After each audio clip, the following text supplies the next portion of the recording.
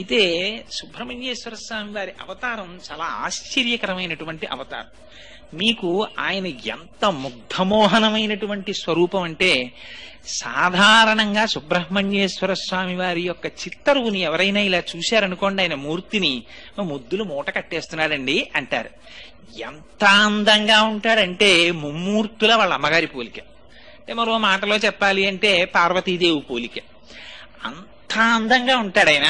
మహానుభావుడు ఆ విభూతి రేఖలు పెట్టుకుని, ఆ కుంకుమ పెట్టుకుని, ఆ చేతిలో శక్తి శూలాన్ని పట్టుకుని నిలబడితే ఆ వల్లీ దేవసేన సహిత సుబ్రహ్మణ్యేశ్వర స్వామి వారి దర్శనము చేసినంత మాత్రం చేత మనస్సు లయమైపోతుంది.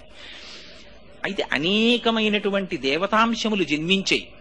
కానీ వీటికి లేనటువంటి చిత్రం అంతా సుబ్రహ్మణ్యేశ్వర స్వామి వారి అవతారం దగ్గర వచ్చింది.